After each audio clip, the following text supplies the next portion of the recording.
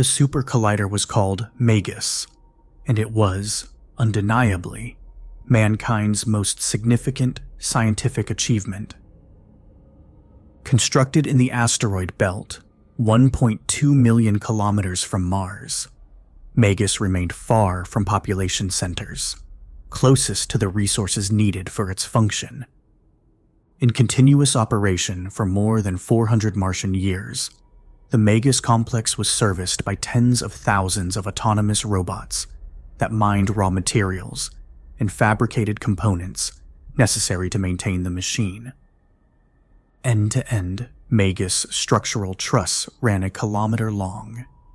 Housed within that assembly, hundreds of cargo containers were docked side by side and interconnected by tens of kilometers of cabling. 50 containers were uranium-fueled nuclear reactors, 6 were part of its computer core, and the rest were batteries.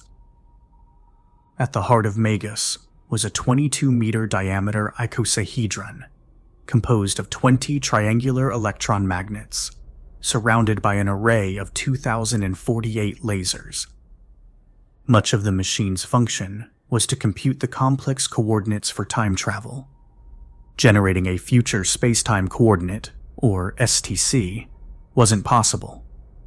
A Schrödinger's cat problem, the desired STC only existed upon observation and was inherently disassociated from the rest of the unobserved universe, thus unreliable. Anything transmitted to the future was obliterated. However, factoring cosmic entropy alongside the movement of known objects of a specific region of space and knowing their relative mass at scale, ranging from dust particles to satellites, asteroids, moons, planets, solar systems, dark matter, galaxies, and galaxy clusters, Magus could accurately produce an STC to a past location. For instance, it could calculate a previous STC orbiting the planet Earth in just 17 minutes.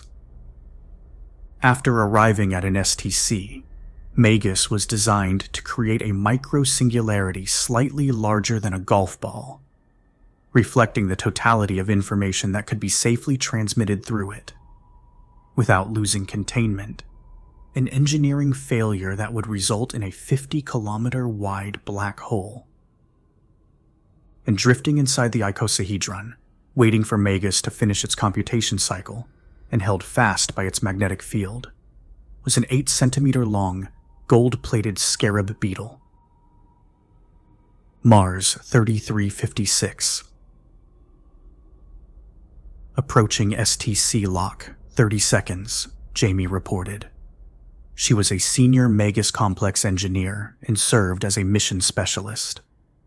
Cray, mission commander, located hundreds of kilometers away in the state biodome, tapped his subdermal comm in his temple to acknowledge Jamie verbally. 30 seconds. Cray nodded affirmatively to Prime Minister Hadiza, who, standing steadfast beside him, consumed a deluge of graphical and statistical information, coalescing purely in her mind. Cray and Jamie alone were tasked with running Magus's last mission, what would be its final service, the culmination of a 400-year, multi-generational endeavor. Under a transparent dome that shielded her people from harmful radiation and contained a life-sustaining atmosphere, Hadiza gazed across the red-soiled Planitia. Dressed in a flowing gown of nanotech fabric that rotated through a palette of softly colored hues, she witnessed a hazy, blood-orange Martian sunset for the last time. All the while, across all of Mars' biodomes, 300,000 watched Hadiza. They saw her proud and determined face via their own neurolinks, all staring breathlessly, blankly into nothingness before them. Terrified, most of Mars' citizens clung dearly to each other. Some had tears in their eyes. Some had taken vast quantities of drugs to numb their senses. Some had already snuffed out their own lives through orderly, sanctioned methods. and others opted for a more peaceful end, sitting among the green grasses of a park or wandering wheat fields with friends. Still, some took to lay alone on cold, steel floors, their eyes closed and their links off, waiting for an uncertain end. None were humans of Earth. Rather, they collectively referred to themselves as Martians. All forms of obesity, physical deformity, and disease were genetically edited from their biological design. Compared to the humans of Earth, they were spindly and thin. Most exceeded 8 feet in height. Their limbs, torso, and necks were elongated, and their muscular structure was redesigned to become more slight and fit, perfected to the reduced gravity of Mars. Accommodating Mars' gravity and dimness, their eyes were slit-shaped like those of a Terran cat, re-engineered to absorb more light. Jamie's voice echoed across their collective links. 15 seconds.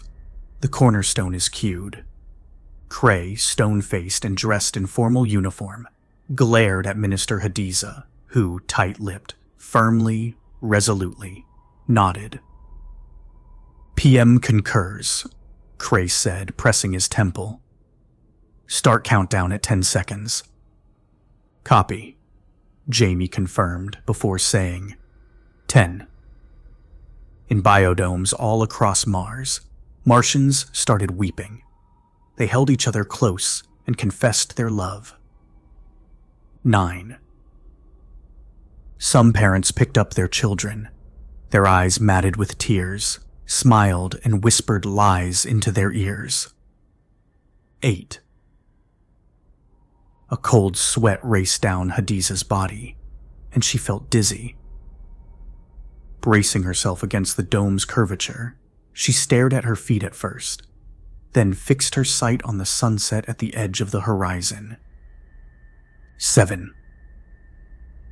Revolutionaries in Cassini Biodome hurled Molotov cocktails at peacekeepers, setting officers on fire. 6, Jamie said, adding, Magus is primed. Copy, Cray replied, clenching his jaw. 5.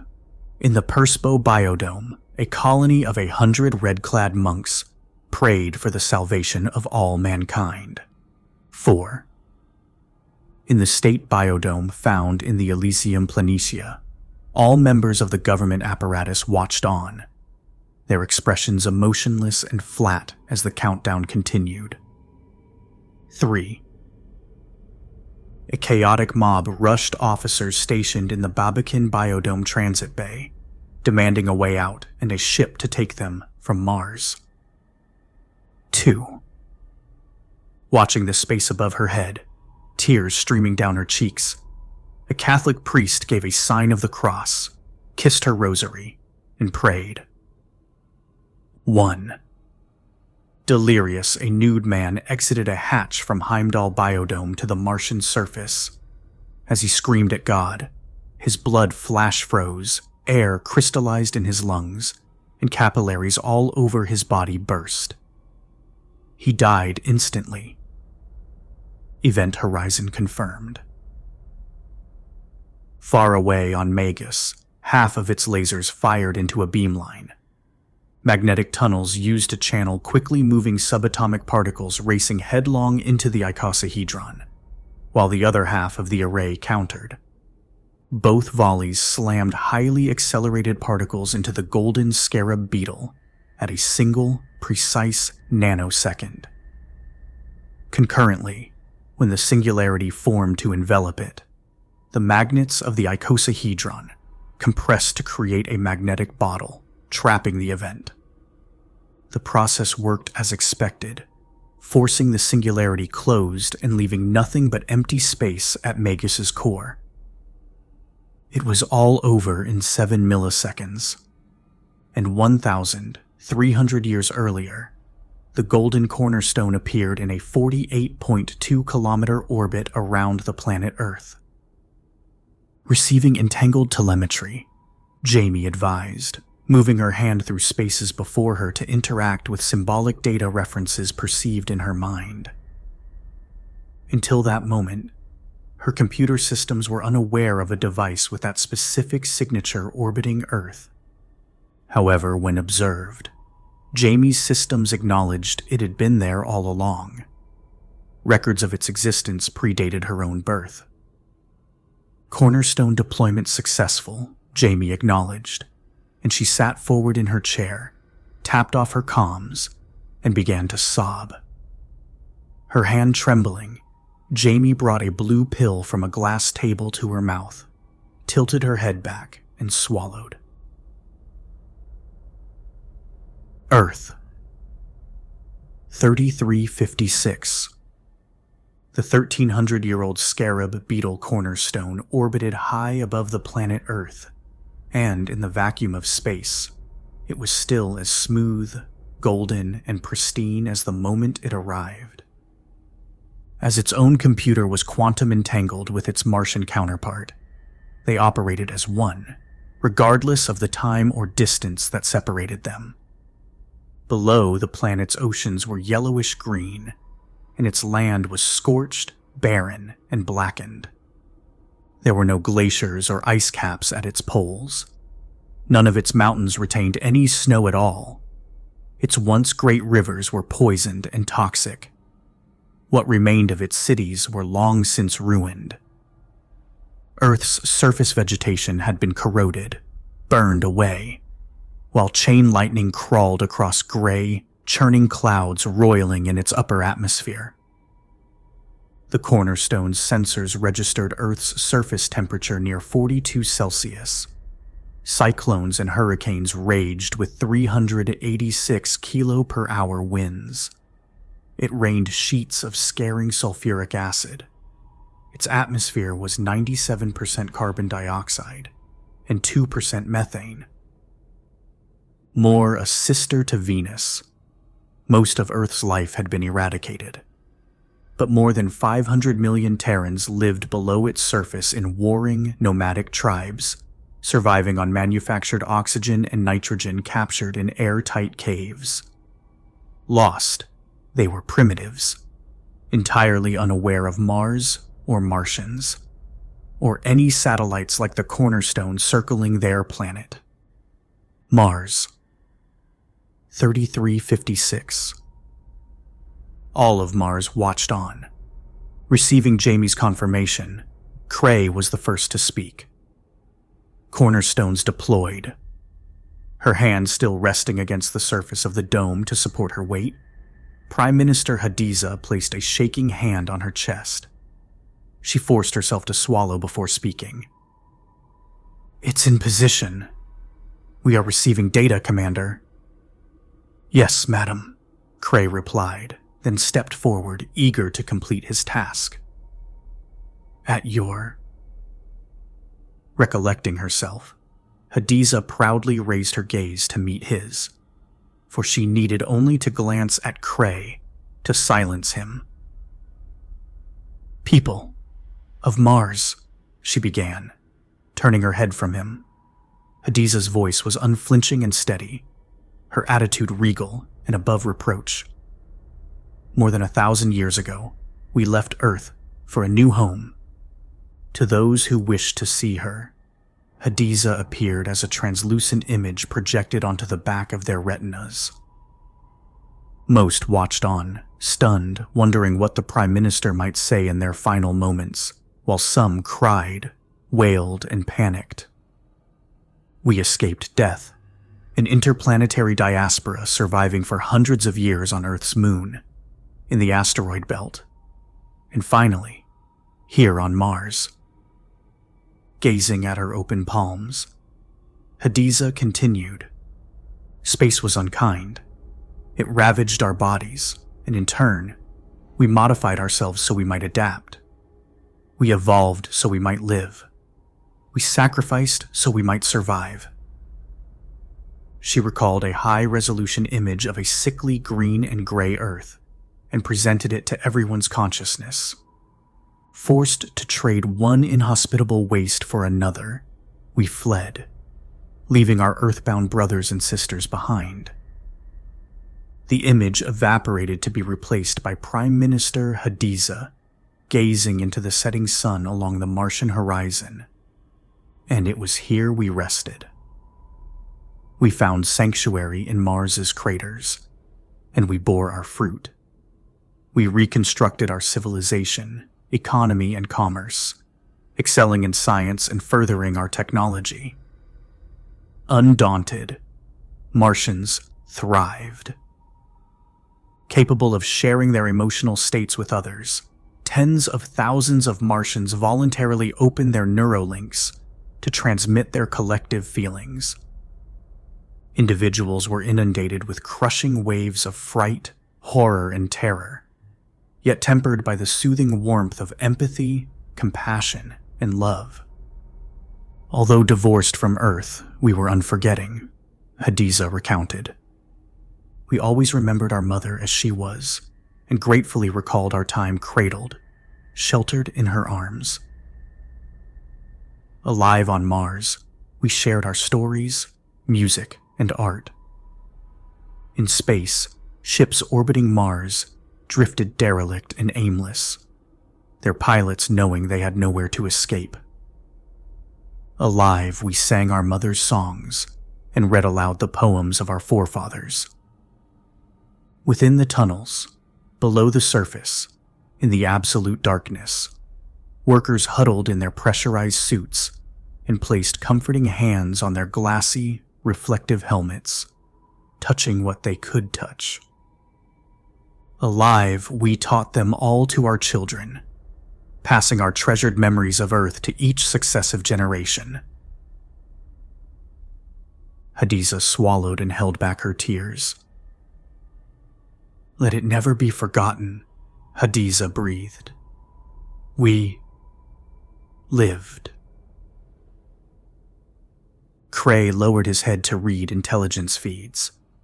Pausing, she looked longingly into the hearts of her people, and all who saw her felt Hadiza's pride, her welling courage mixed with intense sorrow. But what we abandoned, she said, what we believed could never be reclaimed, might be ours once again. Humanity isn't simply doomed to retreat. Humanity is destined to return. Cray pressed his temple and whispered, "Stand by. Friends, countrymen, Martians." Prime Minister Hadiza roared, her emotion racing like a fierce wind across the minds of all. Hadiza lifted her arms above her head and shouted, "What we do now calls upon powers formerly reserved for the might of gods. Today, we square ourselves before the resentful eyes of history to forgive the past and to gift life to all of mankind." Hadiza rested her eyes for the last time, exhaled in release, and nodded. Cray commanded, "Execute." Then instantly everyone and everything, the Martians, their machines, their habitats, poems, stories, and songs, ceased to exist. Earth, 2056. The cornerstone received its first and final command. Quantum entangled. The notion of time was irrelevant. All instances of the device found in all STCs throughout time received and processed the same command. In response, the cornerstone, in orbit around the Earth in 2056, having arrived only moments ago, adjusted its attitude and pitch to angle its flank to the sun and retract its protective golden shell. Its wings opened and blossomed into a shiny, mechanical, three-petaled mirror. Afterward, it opened a radio communications channel with other devices in Earth's orbit. During its 4 centuries of operation, Magus had continuously teleported tens of millions of devices to Earth's past, and, like the cornerstone device itself, they had only winked into existence seconds ago. Receiving a software update from the cornerstone's command carrier, They patched their systems, and they too followed command protocol to open their mirrored wings. And like a blooming garden, bending to greet the sun, millions of brilliant white flares of sunlight raced from one side of the planet to the other. When fully deployed, the Earth was shielded by an intelligent, self-regulating interactive mesh of mirrors. Every moment of every day, the beetles reoriented themselves to ward off the greatest concentration of light, constantly sparing the planet from excess radiation. On the Earth's surface, unaided humans couldn't visually see the minute mirrors so far off in space. The black side of the beetles constantly faced the Earth, and their lives, for the most part, proceeded as normal. Meanwhile, nation-states secretly investigated the mesh to spare their populations from distress and panic. It would take 4 decades for scientists to reveal their findings, concluding the mirror deflected more than 1.5% of the sun's total light back into space, more than enough energy to permanently counteract the effects of climate change. And in speaking to their origin, scientists worldwide unequivocally agreed they were man-made, but of a technology that far surpassed their own, and they speculated humans possibly made the beetles from a parallel universe. Mankind, humbled by their understanding of the universe, so stretched to finally comprehend the scope of their negligence, grew wiser and made better policy, vowing to each other to become better stewards of the planet. As a result, the melting of the ice caps slowed. Cooler temperatures kept deposits of methane frozen at the bottom of the ocean. Less reflected light from the oceans became trapped in the atmosphere. Plant and animal life were given a chance to adapt, and planetary greenhouse effects diminished. The Earth was saved. Mars. 2112. 60 years later, a NASA astronaut serving a tour on Mars studied the regolith's mineral content, chemical composition, and toxicity. She identified traces of silicon, calcium, and aluminum in the computer processing elements of scarab beetles orbiting Earth, which matched her Martian samples. "It is, with absolute certainty," she wrote, confirming her findings in a career-defining report, that the collective future of all mankind was sourced from and born in the sands of Mars. She is at once both our savior and imminent frontier. May we forever tread lightly, for we walk upon the bones of angels.